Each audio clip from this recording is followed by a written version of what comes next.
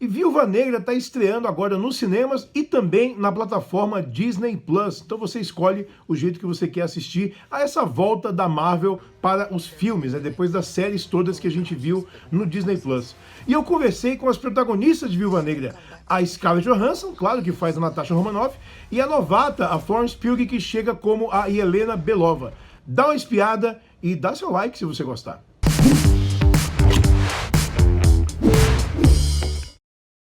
Scarlett, let me start with you. It's been over a decade since you got to star as Black Widow in Iron Man 2, and I understand it's a very rare opportunity for an actor to build such a full character arc along, I don't know, half a dozen movies. So looking back, would you have done something different with her portrayal? And is Black Widow her finest moment yet? I mean, I'm the type of actor that thinks about line readings from I could have done differently from movies I did like 15 years ago. So I'm often haunted by all the things I could have done and didn't have a shot at. So yeah, I'm sure there's stuff I would have done differently. I don't know what the specifics of them are. I mean, you know, again, it's been over 10 years of time, and I think I feel really satisfied with what we landed on. I think this movie delivers, and it's the best version of what it could be. I don't think we could have made this movie. We definitely could not have made this movie 10 years ago, or we could have made another version, but it would have been something else, you know? I mean, we're talking about the subjugation of women in this film. We're talking about the process of self-forgiveness. You know, those are adult themes. Those are complicated themes.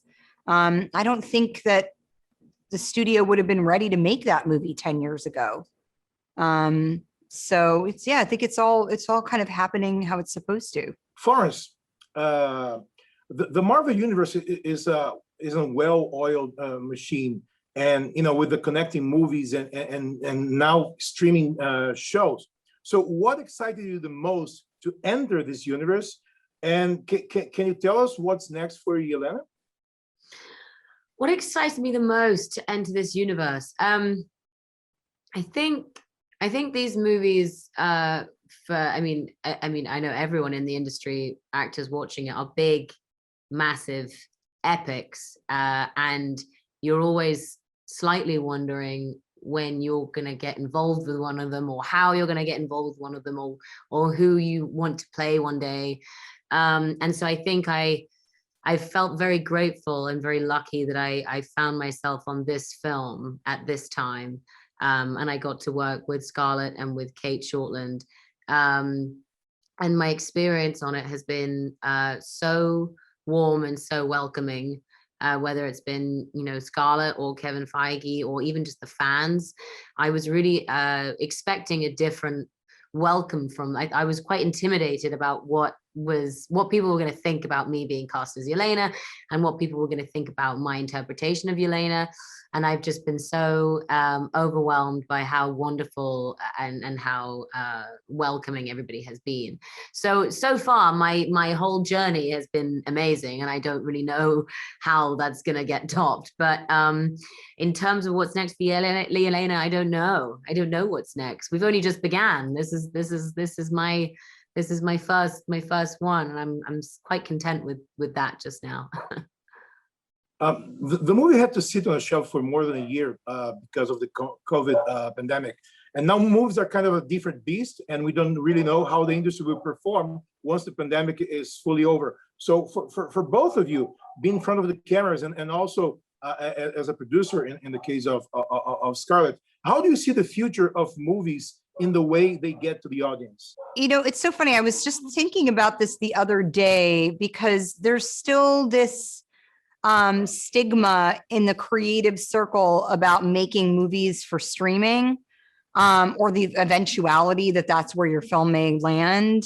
And it kind of makes me think about, I'm like, I wonder when online shopping started, and then you had all these big department stores and they were all going, we're not going to go online. People are going to want to be in a brick and mortar store and they're going to want to try things on, and nobody's going to want to receive all these packages, and how are they going to ship them out, and where does the cost, who was responsible for the cost of that? And it was too out there to imagine. Of course, now all those department stores are dying, and people are only shopping online, and it's fine. And then some people go to this department store and they also shop there. But, to me, it's like, if people are buying the clothes, who cares how they get them?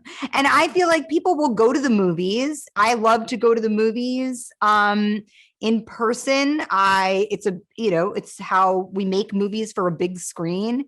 And people will do that too. And then other people have awesome home theaters and they like to be on their couch and eating takeout and watch the movie like that. And that's works for me.